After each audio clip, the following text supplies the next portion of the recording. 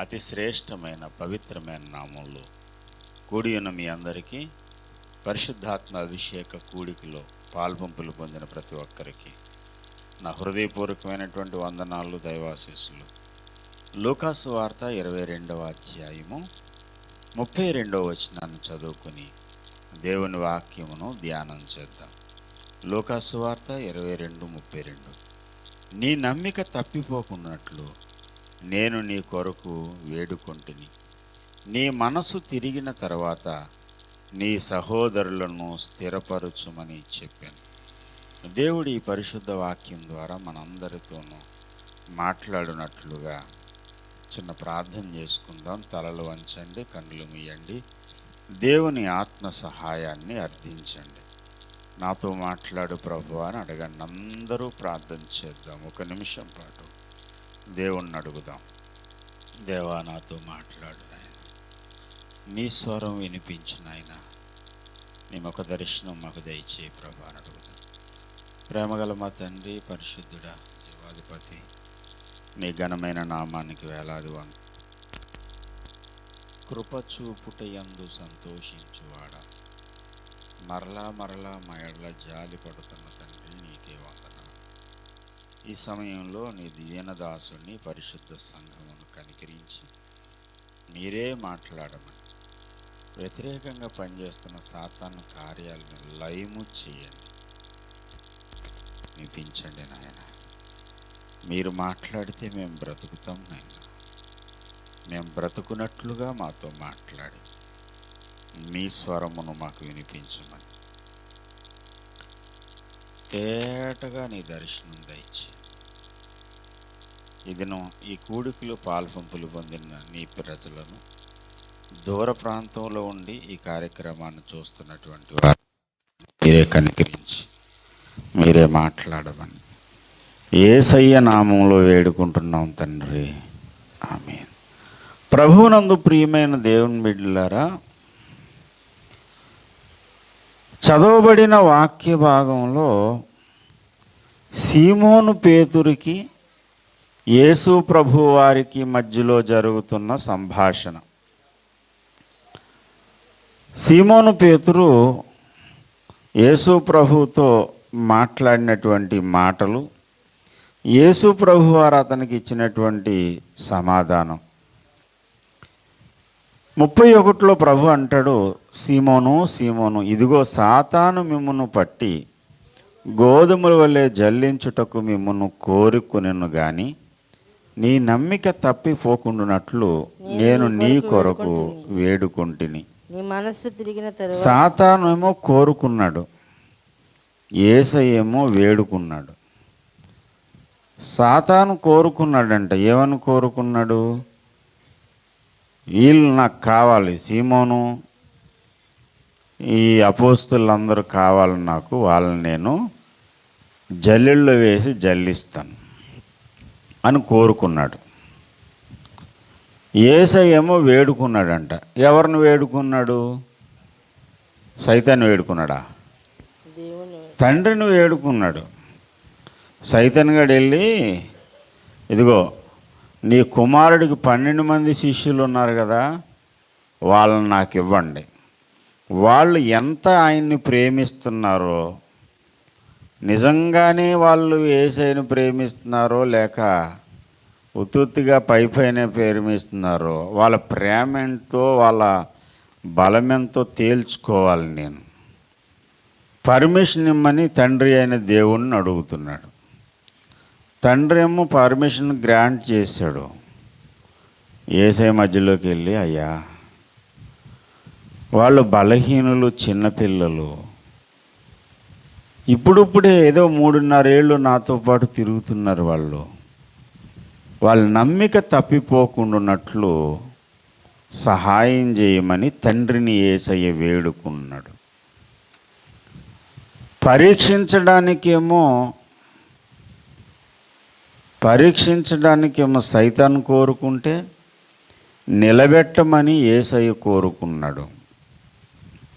సీమోను సీమోను, సాతాను మిమ్మును పట్టి గోధుమల వలె జల్లించుటకు మిమ్మల్ని కోరుకున్నాడు. అయితే నేను నీ నమ్మిక తప్పిపోక ఉండునట్లుగా నీ కొరకు వేడుకున్నాను. నీ మనసు తిరిగిన తర్వాత నువ్వేం చేస్తావంటే నీ సహోదరులను స్థిరపరచాలి. భవిష్యత్తులో జరిగే పని చెబుతున్నాడు. నీ మనసు తిరిగిన తర్వాత నువ్వేం చేయాలి? నీ సహోదరులను స్థిరపరచాలి. ఈ మాట ఎవరికి చెబుతున్నాడు యేసయ్య అంటే స్థిరం లేనివాడికి చెప్తున్నాడు. స్థిరత్వం లేనివాడికి యేసయ్య చెప్పే పెద్ద మాట ఏంటంటే నువ్వు ఇతరులను స్థిరపరిచేవాడుగా ఉండాలి. ఎందుకో కొద్ది రోజులుగా ఆ స్థిరపరచబడుట, స్థిరులను కదలని వారును, ఆ వచనం మీకు వచ్చేయాలి. పాడిందే పాటరా అన్నట్టు ఎన్నోసార్లు అదే వచనాన్ని ఎత్తి చూపెడుతున్నాను. ఏ వచనం అది? 1 కొరింథీ పత్రిక 15వ అధ్యాయము 58వ వచనం, ఆఖరి వచనం. కాగా నా ప్రియ సహోదరులారా. స్త్రీల్లో చెప్పండి ఎంతమందికి వచ్చింది అది? నేర్చుకోవట్లేదు. నేను ఆదివారం కూడా చెప్పాను. ఈ వచనం మనల్ని పట్టుకుని ఎప్పుడు పట్టుకుందంటే ఇంచుమించుగా ఒక 4 వారాల కిందట ఈ వచనానికి మనం దొరికాం. అప్పటి నుంచి ఈ వచనం దొరికితో దేవుడు మనల్ని దర్శిస్తూ ఉన్నాడు.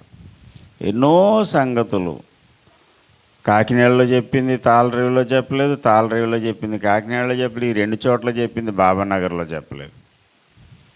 వేరు ప్రసంగాలు చెప్పుకుంటూ వచ్చినా ఇంకా అయిపోలేదు, ఇంకా చాలా ఉన్నాయి. ఎందుకు ఇన్నిసార్లు ఈ స్థిరము అనే మాట గురించి దేవుడు మాట్లాడుతున్నాడంటే మనము స్థిరపరచబడవలసిన అవసరం ఉంది కాబట్టి. మనము స్థిరులమును కదలని వారం, గాలికి అటు ఇటు ఊగేటువంటి వ్యక్తుల్లా ఉండొద్దు. మనం ఎలా ఉండాలి? స్థిరులను కదలని వారు. సీమోను సీమోను అని పిలిచి సీమోను పేతురుతో చెబుతున్నాడు, సీమోనుతో, నీవు ఇతరులని స్థిరపరిచేవాడు అయి ఉండాలి. అసలు సీమోను పేతురు గారి యొక్క ఆయన మైండ్ సెట్ ఎలాంటిదంటే ఆయన్ను గూర్చి పండితులందరూ ఏమంటారంటే దుడుకు పేతురు అంటారు. ప్రతిదానికి నేనున్నానమ్మా అనుకుంటూ తయారైపోతాడు, అన్నిటికీ స్పీడు. యేసయ్య నీటి మీద నడిచి వస్తుంటే యేసయ్య నువ్వు నీటి మీద నడు అని అన్నాడా? నీటి మీద నడు అని చెప్పలేదు యేసయ్య. కానీ ప్రభువా నీవే అయితే నీ యొద్దకు నేను నడిచి రావడానికి నాకు సెలవి. సరేలే రా అన్నాడు ప్రభు. అనగానే నీటి మీద కాలు వేసాడు, నీటి మీద నడిచాడు. సుమా మునిగిపోలేదు. పేతురు మునిగిపోయాడు అంట కానీ ముందు మునిగిపోలేదు. పడవ నుంచి కాలు తీసి నీటి మీద అడిగేస్తే ఏదో నేల మీద నడిచినట్టు నీటి మీద అడుగులు వేసాడు. నీటి మీద అడుగులు వేయడానికి తొందరే. వేసింది ఆ నడకేదో నడవచ్చు కదా. ఎందుకు నడగలిగాడంటే యేసయ్య వైపు చూస్తూ నడిచాడు.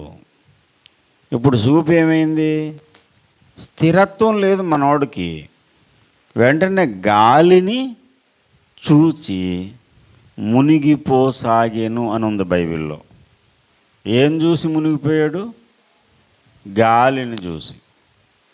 గాలిని చూసి అంటే గాలిని చూడడానికి అవకాశం ఉంటుందా?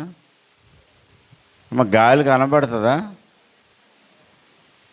గాలి కనపడుతుందా? కనపడదా? మరి ఏం చూసాడు ఈయన? కనబడని గాలి చూశాడా? గాలిని చూశాడంటే ఆ గాలి యొక్క ప్రమేయం వల్ల ఎగసి పడుతున్న కెరటాలను చూశాడు. ఆ కెరటాలను చూసేసరికి మునిగిపోవడం మొదలుపెట్టాడు. ఇక్కడ యేసయ్య వైపు చూస్తేనేమో నీటి మీద నడకుంది, గాలి తరంగాలను చూస్తేనేమో ఆ నీటిలో మునిగిపోయాడు. ఈయన మైండ్ సెట్ ఎలాంటిదంటే, సీమోను కదా, సీమోన్ అనే మాటకు రెల్లు. అవసరమైతే తూర్పు నుంచి గాలి అయితే పడమరకి, పడమర నుంచి గాలి అయితే తూర్పుకి, ఎటు గాలి అయితే అటు ఊగుతాడు. ఇలాగ అటు ఇటు ఊగేటువంటి లక్షణం ఈయనకుంది. ఒకేసారి భక్తి వచ్చిందనుకోండి, భక్తి పూనకం మామూలుగా ఉండదు మనోడితోటి. మళ్ళీ ఒకసారి నిరాశ, నిస్పృహ ఆవరించింది అనుకోండి, ఇంకా మళ్ళీ ఎక్కడ అడ్రస్ గల్లంత. ఇంకా ఎక్కడ పేతురు అంటే, పేతురు ఎక్కడున్నాడంటే ఇప్పుడు నీటిలో ఉన్నాడు. కొద్ది నిమిషాల ముందు నీటి మీద ఉన్నాడు. యేసయ్య అందరినీ వదిలేసి నువ్వు పేతురు నువ్వు రా అన్నాడా? అది కూడా అనలేదు. భయపడకండి, నేను భూతాన్ని కాదు. అందరూ భూతం భూతం అంటున్నారు యేసయ్య నీటి మీద నడిచి వస్తుంటే. నేను భూతాన్ని కాదురా, నేనే, భయపడకండి. వెంటనే డైలాగ్ వచ్చింది మా వాడికి. ఏ డైలాగ్ అది? ప్రభువా నీవే అయితే నేను నీటి మీద వచ్చేస్తాను. మరి ఇంత స్పీడ్ ఉన్నటువంటి ఆయన 2 అడుగులు వేసిన తర్వాత మళ్ళీ మునిగిపోవడం మొదలుపెట్టాడు. అంటే పేతురు గారికి ఏమి లేదు అని అంటే, స్థిరత్వం లేదు, స్థిరుడు కాదు. తర్వాత కూడా ఆయన పరిస్థితి ఏంటో తెలుసా? అందరికంటే స్పీడు. యేసయ్య, పేతురు, యోహాను, యాకోబు ఈ 4 కలిపి తాబోరు కొండ ఎక్కారు. కొండ ఎక్కిన తర్వాత ఆ కొండ మీద సడన్గా యేసయ్యేమో తేదివ్యమానమైన వెలుగుతో, ఏ చాకలివాడు చలువ చేయలేనంత, ఉతకలేనంత తెల్లని వస్త్రాలు, మహిమరూపుడైపోయాడు. మోషే, ఏలియా ఇద్దరు వచ్చారు ఆ కొండ మీదకి. జరగబోయే నిర్గమమును గూర్చి మాట్లాడుకుంటున్నారు ఈ 3. యాకోబుకి, యోహానికి, పేతురికి, 3 కూడా మగతొచ్చేసి నిద్రలోకి వెళ్ళిపోయారు. అంటే ఆ ప్రత్యక్షత, ఆ సన్నివేశానికి వీళ్ళ బాడీ సహకరించలేదు. కొంతమంది చూడండి, లోకంలో అన్ని వార్తలు వినడానికి బాగానే ఉంటుంది, కానీ వాక్యం మొదలెట్టగానే నిద్రపోతారు. అంటే ఇది వాళ్ళ మైండ్స్కి సెట్ అవుతుంది అన్నమాట. అదొక కారణం. అన్నీ అందరికీ ఒకటే కాదు. కొంతమంది బాగా నిద్ర లేకపోవడం, రాత్రి అంతా నిద్ర ఉండదు, అలాంటి సమయంలో అలిసిపోయి కునుకుతారు. అండ్ అందరినీ ఒకే కోవకి మనం జత చేయకూడదు. దేవుని యొక్క సాన్నిధ్యము, సన్నిధి, 2వ రాకడ స్క్రిప్ట్ అక్కడ జరుగుతుంది. ఒక నూతన ప్రత్యక్షత అక్కడ వాళ్ళకు దొరుకుతుంది. అలసిపోయినట్టు నిద్రపోతున్నారు. ఆ మిగిలిన నిద్ర బాగానే ఉన్నారు, కానీ నేను సడన్గా లేచాడు. లెగ్గానే డైలాగులు వచ్చేస్తే మా వాడికి. ఎవరికి? పేతురు అన్నయ్యకి. ఇంకా అసలు రెండో ఆలోచన ఉండదు. అసలు ఎందుకు వచ్చారు వాళ్ళు, ఏం మాట్లాడుతున్నారు, టాపిక్ ఏంటి, ఇంక ఏది సంబంధం లేదు. దీనికి సంబంధం లేని డైలాగ్ వేస్తున్నాడు. ఏంటనంటే, ప్రభువా మనం ఇక్కడ ఉండటం మంచిది, నీకొకటి, మోషేకొకటి, ఏలియాకొకటి, 3కి 3 పర్ణశాలలు వేసేస్తాం. పర్ణశాలలు వేసుకుని తాబోరు కొండ మీద ఉండడం ఎందుకు మంచిది చెప్పు పేతురు? దేనికి మంచిది? ఈ కొండ మీద ఉండిపోతే ఏం కలిసి వస్తుంది? వాళ్ళేమో పరలోకం నుంచి వచ్చారా, ఈయనేమో కిందన పని చేయవలసినటువంటి ఆయన పని మానుకొని ప్రత్యేకమైన కార్యక్రమం కొరకు పైకి వచ్చాడు. ముందు అంతకంటే విలువైన పని కింద ఒకటి ఉంది. అది చక్కబెట్టడానికి అవసరమైనటువంటి పని ఇక్కడ ఏదో ఉంది కనుక దానికి వచ్చాడు ఆయన. ఆయన వచ్చిన పర్పస్ ఏంటో, ఆ వ్యవహారం ఏంటో ఆ సమయంలో పేతురికి తెలీదు. తర్వాత తెలుసు. పేతురు మొత్తం తెలియదు అంటలేదు, తర్వాత అర్థమైంది పేతురికి. కానీ అక్కడ ఉంటుండగా విషయం ఏంటో తెలీదు, సందర్భం ఏంటో తెలీదు. సడన్గా డైలాగ్ అందుకున్నాడు ఆయన. డైలాగ్ అందుకుని డ్రామాలో కనెక్టింగ్ డైలాగులు ఉంటాయి. కనెక్టింగ్ ఎలా రాస్తారంటే డ్రామాలోని మొదటివాడి డైలాగ్కి ఆఖరి మాట ఏదో అది రాసిన తర్వాత ఈడు ఏం మాట్లాడాలనేది ఉంటుందన్నమాట. అలా రాస్తారు. కనెక్టింగ్ రాస్తేనే ఆ స్క్రిప్ట్ అనేది ఒక కథ కడుతుంది. కనెక్టింగ్ లేకుండా మధ్యలోంచి వచ్చి సడన్గా లేచి అంటాడు, ప్రభు మనం ఇక్కడ ఉండడం మంచిది, మరి ఇక్కడ ఉండాలంటే ఏం కావాలి, ముగ్గురికి 3 పర్ణశాలలు కట్టి. మరి నువ్వేమైపోతావు పేతురు, నువ్వెవరు పర్ణశాలలో ఉంటావు, మరి యాకోబుని ఏం చేద్దాం, మరి యోహాన్ గారిని ఏం చేద్దాం, ఏమా ఏం చేద్దాం చెప్పు. ఏం ఆలోచించట్లేదు, ఏదో ఒకటి అనేసామా లేదా అంటే ఏమి లేనోడు ఈయన. స్టెబిలిటీ అనేది లేదు, ఒక స్థిరత్వం లేదు. ఏం మాట్లాడతాడో ఆయనకే తెలీదు, ఏ సమయంలో ఏం చేస్తాడో ఆయనకి తెలీదు, ఏం మాట్లాడతాడో ఆయనకు తెలీదు, ఎప్పుడు ఎలా స్పందిస్తాడో కూడా తెలీదు. స్పందించడం మామూలుగా ఉండదు.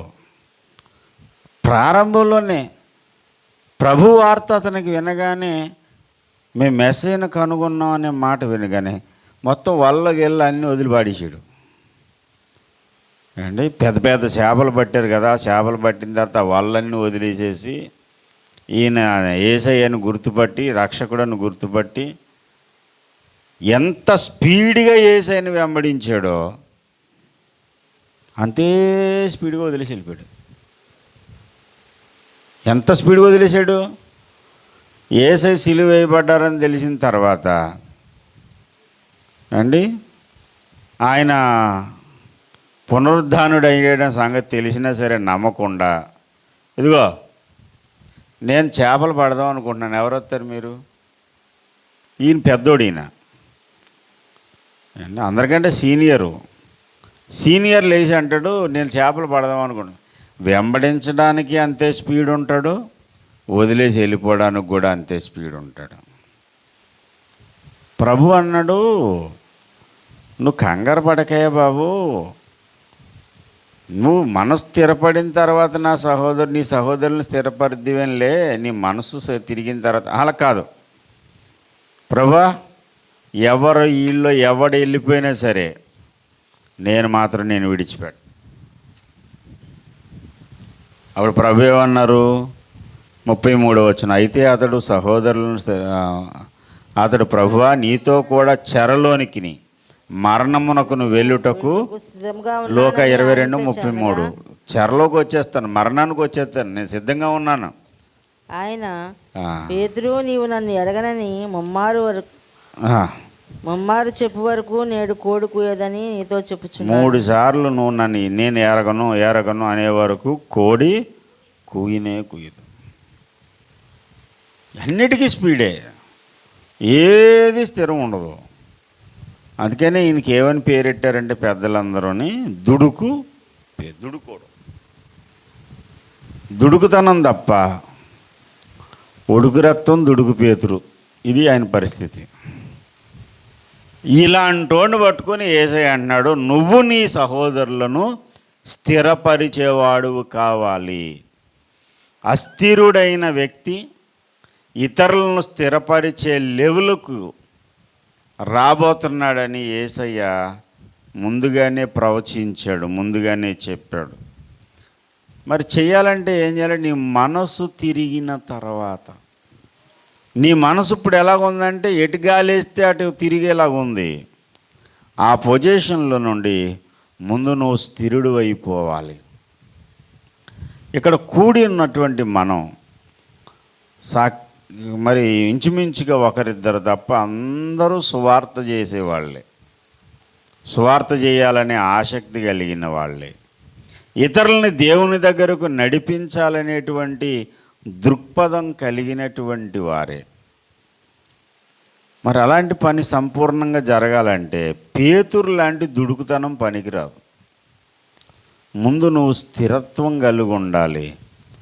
నువ్వు స్థిరుడు అయితేనే ఇతరులని నువ్వు స్థిరపరచగలుగుతావు, ఇతరులని నువ్వు బలపరచగలుగుతావు. ఇతరులని స్థిరపరచాలన్నా, ఇతరులని దేవుని వైపుకి ఆకర్షించాలన్నా ఏదో హుషారుగా రండి నేను వెళ్తున్నాను ఏసే దగ్గరికి, నువ్వు రా అని అందరినీ తీసుకొచ్చినాడు. అందరినీ తీసుకుని చేపలు పడ్డానికి తీసుకెళ్ళిపోయాడు. దుడుకుతనం ఉంటే, స్థిరత్వం లేకపోతే.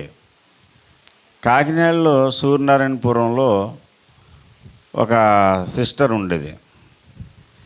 ఆ అమ్మాయి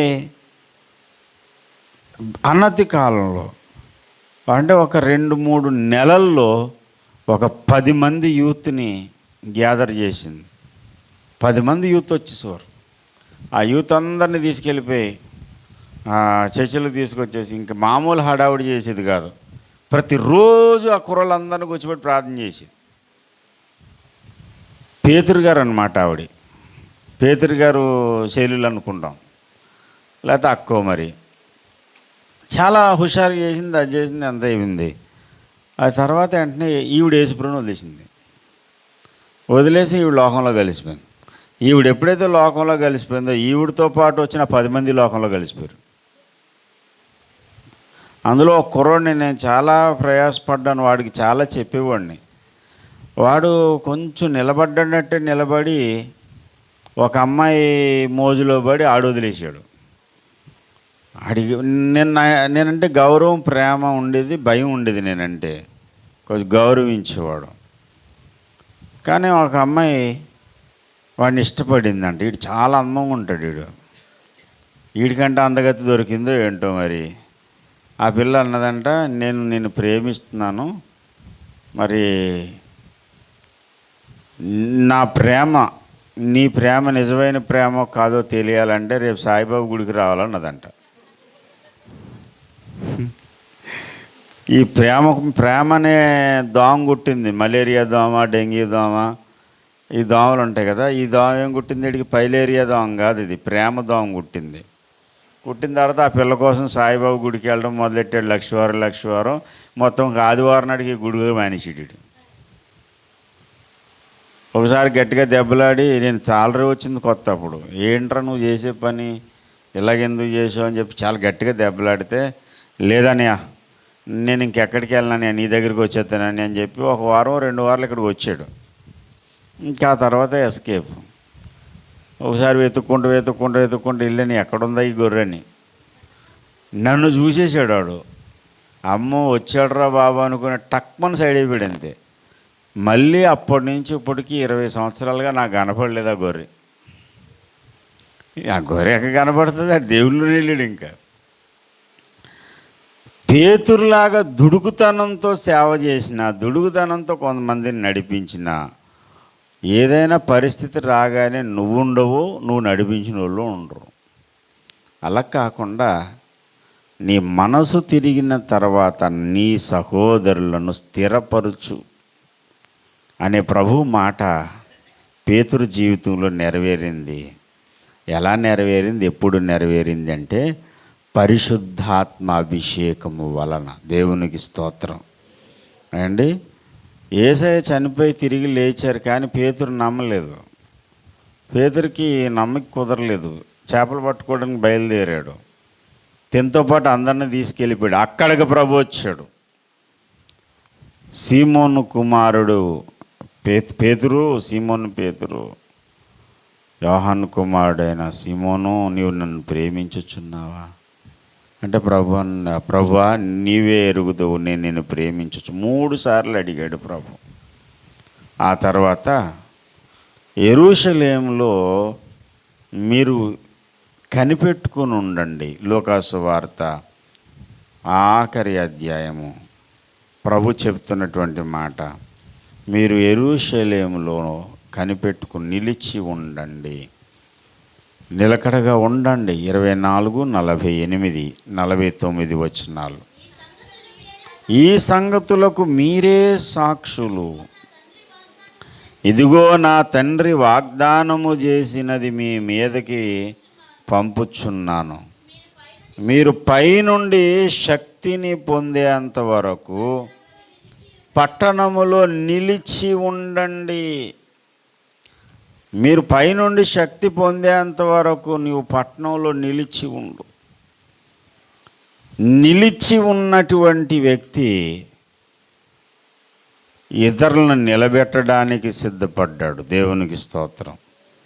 నీ జీవితంలో చాలా ప్రాముఖ్యమైనది, దేవుడు ఇష్టపడేది ఏంటంటే స్థిరపరచబడుట, స్థిరంగా ఉండుట. నేను ఎన్నోసార్లు చెప్పాను, ఏ విషయంలోనైనా ఒకటి నువ్వు కరెక్ట్గా అదే దారిలో కరెక్ట్గా నడిచేవంటే గమ్యానికి వెళ్తావు. ఏదన్నా ఒక పని కొంచెం కష్టమైన అదే నేర్చుకోవడానికి ప్రయత్నం చేస్తే దాన్ని సాధించగలుగుతావు. అనగా అనగా రాగమతిశయిల్లు, తినగ తినగ వేము తీయగుండు, సాధనమున్న పనులు సమకూరు ధరలోన, విశ్వధాభిరామ వినురవేమ అని వేమన శతకంలో వేమన్న గారు చెప్పాడు. రాదు నీకు, కానీ అనగా అనగా అనగా ప్రయత్నం చేస్తూ చేస్తూ చేస్తూ ఉన్నావు, అదే దాని మీద స్థిరంగా ఉన్నావు, వచ్చేది నీకు. తినగ తినగ తినగ వేము అంటే వేపకాయ, తినగ తినగ తినగా వేపకాయ కూడా తీగ ఉంటుంది. ఆయన పద్యాలు కూడా, వేమన పద్యాలు కూడా వేపకాయ లాంటివే, కొంచెం చేదుగానే ఉంటాయి. కానీ బాగా బాగా అయ్యే పద్యాలు ఆస్వాదిస్తూ ఉంటే అయ్యే తీగ కమ్మగా ఉంటాయి. రాదు నాకు, నేను చెయ్యను, నా వల్ల కాదు అనకుండా ఏ విషయంలోనైనా దేనిలోనైనా నువ్వు స్థిరంగా ఒక పట్టుబట్టావు అనుకో. ఎవరు పుడుతుండగా నడిచేరు, ఎవరికి పుట్టగానే అన్నీ వచ్చేతాయా? నేర్చుకుంటే ఏదన్నా వస్తుంది. సాధన అనేది చాలా ముఖ్యం. కొంతమందికి దేవుడు వరం ఇస్తాడు, ఆ వరం ఇచ్చిన వాళ్ళు చాలా ఈజీగా ఏదన్నా పట్టేసుకోగలుగుతారు. వరం లేదు కానీ ప్రయత్నం చేస్తే కాస్తో కోస్తో చేయగలరు. కొంతమంది బ్రెయిన్ చాలా ఫాస్ట్గా ఉంటుంది, చాలా స్పీడ్గా చేయగలుగుతారు ఏదన్నా, ఏదో చాలా పట్టుకోగలుగుతారు ఏదన్నా. కొంతమంది అలా పట్టుకోలేరు. ఒకటికి 2 సార్లు ప్రయత్నం చేస్తే శాతగానోడు కూడా ఏదైనా చేయగలుగుతాడు. అయితే ఏదైనా సరే పట్టుకున్న దాన్ని గట్టిగా పట్టుకోవాలి, దాన్ని కడవరకు పట్టుకోవాలి, అప్పుడే నువ్వు సాధించగలుగుతావు. నువ్వు పైనుండి శక్తి పొందేంత వరకు పట్టణంలో నిలిచి ఉండు. నువ్వు ఇతరులని స్థిరపరిచే స్థాయికి రావాలంటే ముందు ఏ పాయింట్ అయితే నువ్వు అడుగుతున్నావో ఆ పాయింట్ మీద నిలకడ నీకు ఉండాలి. ఏదో ఉత్సాహం ఎక్కువైపోయి, ఉత్సాహం ఉరకలేసి కాసేపు పరిశుద్ధాత్మను పంపినాయన నింపినాయన, ఆ తర్వాత మళ్ళీ పరిశుద్ధాత్మ జోలి లేదు, అడగడం లేదు, ఆ ఆలోచన లేదు, ఎక్కడిదక్కడే దులిపేసి వెళ్ళిపోయావు అనుకో, పని జరగదు. ప్రభు అన్నాడు పట్టణంలో నిలిచి ఉండండి 10 రోజులు. వాళ్ళు 10 రోజులని టైం పెట్టుకోలేదు. వాళ్ళు ఆ మాట విన్న రోజు మొదలుకొని మేడ మీద ఉన్న గదిలోకి వెళ్ళారు. మేడ మీద ఉన్న గదిలోకి వెళ్ళి ఒకటే ప్రార్థన చేస్తున్నారు. ఆ ప్రార్థన ఏంటి అని అంటే, దేవా నీ ఆత్మతో మమ్మల్ని నింపండి, నీ పరిశుద్ధాత్మ శక్తిని మా మీద కుమ్మరించండి. తండ్రి వాగ్దానం చేసిన పరిశుద్ధాత్మ అభిషేకం మాకు లేకపోతే మేము స్థిరులముగా ఉండలేము, విశ్వాస పరీక్షలలో నెగ్గలేము. చిన్న పిల్ల దగ్గర ఓడిపోయాను నాయన నేను. చిన్న పిల్ల వచ్చింది, ఆ యేసుతో పాటు నువ్వు కూడా తోటలో ఉండడం చూసాం మేము అనగానే, అబ్బాయి నాకు తెలియదమ్మా, ఒట్టు ఆ యేసు ఎవరో నాకు తెలీదు సుమా. లేదు లేదు, నీ పలుకు, నీ ఉచ్చారణ కరెక్ట్గా నువ్వు గలిలీడు అని చెప్తుంది. నువ్వు ఫిషర్మెన్ కమ్యూనిటీ నుంచి వచ్చావు, నువ్వు ఆ గలిలీడివే, ఎందుకంటే నీ భాష చెప్పేస్తుంది అంటే. ఒట్లు పెట్టుకోవడం మొదలుపెట్టాడు. నమ్మమ్మ నిజం, నాకు తెలీదు. మొన్న ఒకసారి ఒక అతను మాట్లాడుతూ నాది హైదరాబాద్ అండి అని చెప్తున్నాడు. అబద్ధం ఆడకు, నువ్వు వైజాగ్ అని చెప్పాను నేను. మీకెలా తెలిసిందండి, ఎలా చెప్పగలిగేశారు అంటున్నాడు. నువ్వు ఎలా చెప్పగలిగేశారు అన్నప్పుడే నాకు అర్థమైపోయింది. నువ్వు ఎలా చెప్పగలిగేశారంటే ఆ వైజాగ్ స్లాంగ్ అది. మన గోదావరిలో మనం ఎక్కడికి వెళ్ళిపోయినా సరే ఈ మాట సాగదీస్తూనే ఉంటాం. తెలీదా? అబ్బబ్బే ఎన్నో ఉంటాయి. ఆయ్ ఆయ్ అలాగేనండి. ఆయ్ మరిచిపోయి కూడా ఎత్తుంటాం మామూలుగా, కావాలని కూడా కాదు. ఆయ్ అలాగండి. తెలంగాణ వాళ్ళు తెలిసిపోద్ది వాళ్ళ భాషను బట్టి. సింపుల్గా ఏదైనా అంటే ఏందన్నా ముక్కలని ఎడగొట్టి అండి. సోంపాపిడి సాగదీస్తాం మనం, వాళ్ళు సోంపాపిడి చక్కని కొట్టి అచ్చుగుద్దుతారు. భాష లాగరాలు, సాగదీరు, నొక్కేస్తారు. అన్ని రకాలు ఎవరిది గొప్ప ఎవరు తక్కువ అంటలేదు, తెలిసిపోద్ది. ఇప్పుడు ఈయన గలిలీయుడనే సంగతి తెలిసిపోయింది పేతురు గారిది, ఆయన భాషను బట్టి. అదిగో నువ్వు నీ పలుకు నిన్ను గురించి సాక్ష్యం ఇస్తుంది అంటే అక్కడ చెప్పగా మంచిదానివే, నాకు ఆ యేసు ఎవరో తెలీదు. చిన్న పిల్లల దగ్గర కూడా నా సాక్ష్యం నిలబెట్టుకోలేకపోయాను. ఇంత అస్థిరున్నా నేను, నాకు ఈ పరిస్థితి మారిపోవాలి అని దేవుని పాదాలు పట్టుకుని గోజాడడం మొదలుపెట్టాడు. ఆ గోజాడుట, ఆ ప్రార్థించుట, ఆ పట్టుదల 10 రోజులు అయిపోతున్నా సరే టైం షెడ్యూల్ ఏం పెట్టుకోలేదు. 10 రోజులు అయిపోయింది. స్థిరముగా నిలిచాడు గనుక స్థిరపరచబడ్డాడు గనుక ఇతరులని స్థిరపరచగలిగాడు. స్తోత్రం చెప్పండి ఒకసారి. హల్లెలూయా. ఆదిమ సంఘానికి నాయకుడైపోయాడు. ఆదిమ సంఘానికి పెద్ద ఎవరు అని అంటే పెద్ద దిక్కు, పెద్ద తలకే పేతురు గారే. పేతురు, ఒక సంఘం యొక్క తాళపు చెవులు నీకు ఇస్తున్నానయ్యా, పెత్తనం నీదే, అడ్మినిస్ట్రేషన్ నీదే, నువ్వే పెద్దోడివి, పెద్దలకే నువ్వే. స్థిరత్వము లేని వానికి దేవుడు అందరినీ స్థిరపరిచే పని అప్పగించాడు. ఆ పని సంపూర్ణం కావాలంటే ఏం కావాలంటే ఈయన స్థిరుడు కావాలి. పేతురుని స్థిరపరిచింది అతని నిబద్ధత కాదు, అతని యొక్క మనోబలం కాదు, అతని మీదకి దిగొచ్చిన పరిశుద్ధాత్మ బలమే. పరిశుద్ధాత్మ దేవుని బలము వలన మాత్రమే ఆత్మ సంబంధమైన విషయాలలోనైనా భౌతిక విషయాల్లోనైనా నువ్వు స్థిరుడుగా ఉంటావు. ఒక విషయానికి నువ్వు నిలబడ్డావంటే భూలోకం తలక్రిందులైనా సరే ఆ పాయింట్ మీద నువ్వు నిలబడగలుగుతావు. అంత మొండితనం, అంత స్థిరత్వము మనుషులుగా మనకు సరిపోదు, మనకు ఉండదు. మన మానసిక పరిణితి, మానసిక బలము సరిపోదు. కాబట్టి అత్యవసరంగా మనం అందరం అడగవలసింది, ఎదురు చూడవలసింది దేని కొరకు? పరిశుద్ధాత్మ దేవుని యొక్క నింపుదల కొరకు. పేతురు జస్ట్ చిన్న అభిషేకం పొందుకున్నవాడు కాదు. బైబిల్లో పేతురుని గురించి ఏమని రాయబడింది అంటే, అపోస్తుల కార్యముల గ్రంథము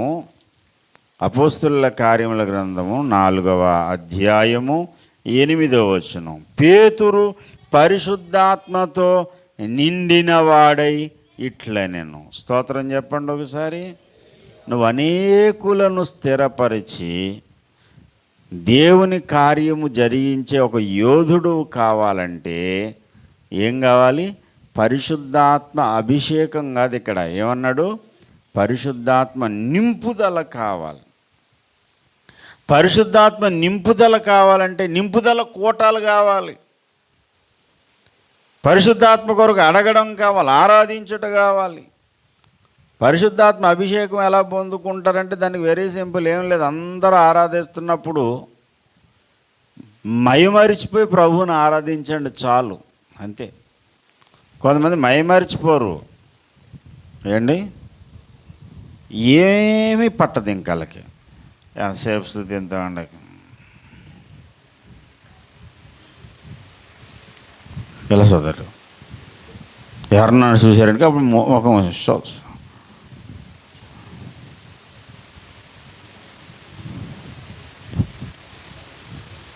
ఇంక నీకు అభిషేకం ఏమవుతుంది ఆ దెయ్యం నెత్తి మీద ఉంటేని? ఆ కునుకుపాట్లేంటి? ఆత్మతో నింపబడాలంటే నువ్వు అన్నీ మరిచిపోయి దేవుడిని ఆరాధించాలి.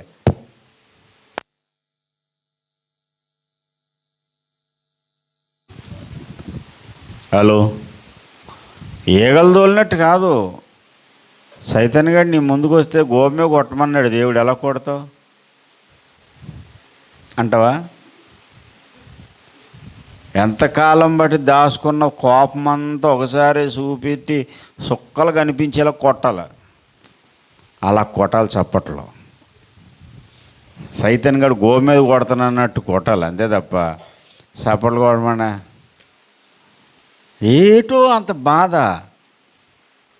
యథార్థంగా నీ శక్తి అంతా ఉపయోగించి ప్రభువును స్తుతిస్తూ ఆరాధిస్తూ ఎంజాయ్ చేయి దేవుని సన్నిధిలో. దేవుని ఆత్మ అభిషేకంతో నువ్వు నింపబడతావు. దేవునికి స్తోత్రం. ఆత్మ నింపుదల, ఆత్మదేవుని కుమ్మరింపు జరిగేది అప్పుడే. మైమరిచిపోయినప్పుడు అంతే. ఇష్టపూర్వకంగా స్తుతించాలి. ఏదో ఊరికనే అనుమానాలు పెట్టుకుని సందేహాలతో అభిషేకం వస్తుందంటారా? దేవుడు ఇస్తాడంటారా? నా మీద కూడా పరిశుద్ధాత్మ అభిషేకం రావడం అనేది సాధ్యమేనంటారా? ఇలాంటి అనుమానాలన్నీ పక్కన పెట్టేసి పసిపిల్లల్లాగా ఆరాధించండి దేవుణ్ణి. పసిపిల్లలే మనసారా ఇష్టపూర్వకంగా ప్రభుని ఆరాధించి చూడండి. ఆరాధనలోనే అభిషేకము, ఆరాధనలోనే నింపుదల, ఆరాధనలోనే ఆత్మదేవుని వశంలోనికి వెళ్ళిపోతాం. దేవునికి స్తోత్రం కలుగును గాక. ఆరాధన చాలా ముఖ్యం. ప్రభా పరిశుద్ధాత్మతో నింపు నాయన, నింపు నాయన, నింపు నాయన. ప్రార్థన చేసావు, అయిపోయింది. ఇప్పుడు ప్రార్థనగా చేయవలసింది ఇష్టపూర్వకంగా ఆరాధన చేయి. మైమరిచిపోయి స్తుతించు, చప్పట్లు కొడుతూ, నాట్యం చేస్తూ, హృదయపూర్వకంగా దేవుని యందు ఆనందిస్తూ ఉంటే, ప్రభువునందు నువ్వు ఆనందిస్తూ ఉంటే పరిశుద్ధాత్మ దేవుని యొక్క నింపుదల నువ్వు పొందుకోగలవు. సార్ పాస్టర్ గారు వాళ్ళు అదే పని చేశారంటారా? అవును. ఈ 10 రోజులు వాళ్ళు చేసిన పని ఏంటనంటే వారు ఏకస్వరముతో, లోకాసు వార్త 24వ అధ్యాయం 53వ వచనం, ఎడతెగక దేవాలయములో ఉండి దేవుని స్తోత్రము చేయుచుండిరి. హల్లెలూయా, హల్లెలూయా, హల్లెలూయా. ఎడతెగకుండా పెంతుకోస్తను పండగ దినం వచ్చేసింది. అప్పటికి పెంతుకోస్తు అనే పండగ దినం వచ్చేసిన అప్పుడు వరకు వీళ్ళు ఎడతెగకుండా దేవుని స్తోత్రం చేస్తూ ఉన్నారు. అపోస్తలుల కార్యం 2వ అధ్యాయం 1వ వచనం, పెంతుకోస్తు అనే పండుగ దినం వచ్చినప్పుడు అందరూ ఒక చోట కూడి ఉండిరి. అప్పుడు వేగముగా వీచు బలమైన గాలి వంటి ధ్వని ఆకాశము నుండి అకస్మాత్తుగా వారు కూర్చుండి ఉన్న ఇల్లంతయు నిండియను. ప్రియమైనటువంటి దేవుని బిడ్డలారా, యేసయ్య తిరిగి లేచిన తర్వాత 40 రోజుల పాటు వారికి కనబడి నిరూపణలన్నీ చెప్పి 40వ రోజున ఆయన ఆకాశానికి ఆరోహణం అయిపోయాడు. ఆ తర్వాత కరెక్ట్గా 10 రోజులు, 50వ రోజు సిలువలోంచి యేసయ్య మరణించింది మొదలుకొని 50 రోజులు, తిరిగి లేచింది మొదలుకొని 50 రోజులు, 50వ దినము పెంతుకోస్తు అనే పండగ దినమందు ఒకేసారి బలమైన పరిశుద్ధాత్మ మేఘం వారి మీదకి దిగి వచ్చేసింది. పరిశుద్ధాత్మ దేవుడు బలముగా వీచు గాలి వంటి ధ్వని కలిగిస్తూ అగ్ని జ్వాలలు విభాగింపబడినట్టు వారికి కనబడి వారి మీద వ్రాలగా వారందరూ పరిశుద్ధాత్మ చేత నిండిన వారై ఆత్మ వారికి వాక్శక్తి అనుగ్రహించిన కొలది వారు భాషలతో మాట్లాడుతూ వచ్చారు. ప్రియమైన దేవుని బిడ్డలారా, అభిషేక కూడికలు అవసరం, ఆరాధన అవసరం, స్తుతించడం ముఖ్యం. ఆదివారం నాడు స్తుతి ఆరాధన చేయడం ఒక 10 నిమిషాలు చేసి వదిలేస్తున్నాం. ప్రభురాత్రి భోజనంలో, పశ్చాత్తాప ప్రార్థనలో, మొదటి వర్తమానంలో, 2వ వర్తమానంలో ఎన్నో కార్యక్రమాలు. ఇప్పుడు ఈరోజు ఉన్నటువంటి ఫ్రీ టైం మనకు అప్పుడు దొరకదు. ఇప్పుడు చేసే పనంతా ఏంటంటే మనసారా స్తుతించడమే. నేను వాక్య పరిచర్య ముగించగానే పారిపోకండి, మనసారా స్తుతించండి. ఒక పావు గంట సేపు హృదయపూర్వకంగా ప్రభుని ఆరాధించండి. దీని మీద, ఈ పాయింట్ మీద నిలిచి ఉండండి, స్థిరంగా ఉండండి. అప్పుడు నిన్ను స్థిరపరిచే పరిశుద్ధాత్మ దేవుడు వచ్చేస్తాడు. స్థిరత్వం లేకపోతే చాలా ప్రమాదం. ఒకడు డ్రైవింగ్ చేయడానికని కారులో బయలుదేరాడంట. బయలుదేరిన తర్వాత 4 రోడ్లు కోడలు వచ్చిందంట. 4 రోడ్ల జంక్షన్ వచ్చిన తర్వాత ఆడేమనుకున్నాడంటే, ముందు రైట్ తిరుగుదాం అనుకున్నాడు, వదిలే లెఫ్ట్ తిరుగుదాం అనుకున్నాడు, వదిలే ముందుకు వెళ్దామని చెప్పి ఈ 3 ఆలోచనలు ఒకేసారి వచ్చినాయి. డ్రైవింగ్ పాఠాల్లో అయ్యగారు ఒమేగా స్వరాల్లో రాశారు ఇది. లెఫ్ట్కి ఇలా తిప్పుదామనుకుని రైట్కి తిప్పుదామని మళ్ళీ ఇంకో ఆలోచన వచ్చి లెఫ్ట్కి తిప్పి మళ్ళీ రైట్కి తిప్పి ఇలా తిప్పి మళ్ళీ స్ట్రైట్కి బానిచ్చాడు అనుకోండి. ఎంతమందిని గుద్దేస్తాడు? మొత్తం ఒక్కోసారి ఒక్కొక్కరికి ముందు ఆలోచన ఉండదు. అప్పటికప్పుడు అనుకుంటారు, అలా కాదు ఇలాగ ఈడు కన్ఫ్యూజ్ అయిపోయి మొత్తం అందరిని గుద్దేస్తాడు వెళ్ళి. నువ్వు చేసే ఒక్క పనికి మాలిన పనికి చాలామంది సఫర్ అవుతారు. తొందరపాటు దుడుకుతనం చాలా ప్రమాదకరమైంది. డ్రైవింగ్లో ఎలాంటి ప్రమాదాలు వస్తాయి, అంతకంటే నీ జీవిత ప్రయాణంలో కూడా తొందరపాటు నిర్ణయాలు తీసుకుంటే చాలా ప్రమాదాలు పాలవుతావు. కాబట్టి స్థిరమైన ఆలోచన, స్థిరమైన బుద్ధి నీకుంటే నువ్వు అనేకులను స్థిరపరచగలుగుతావు. ముందు నిన్ను స్థిరపరిచే పరిశుద్ధాత్మ దేవునితో నువ్వు నింపబడ్డానికి పట్టుదల కలిగి దేవుని సన్నిధిలో ప్రార్థించి రండి. మనం దేవుణ్ణి స్తుతిస్తూ ప్రార్థిస్తూ పరిశుద్ధాత్మ అభిషేకంతో నింపబడి స్థిరులము కదలని వారం అవుదాం. దేవుడి మాటలు మన వినికిడిలో ఆశీర్వదించును గాక. రండి ప్రార్థన చేద్దాం. హల్లెలూయా, హల్లెలూయా, హల్లెలూయా, హల్లెలూయా. కొద్ది నిమిషాలు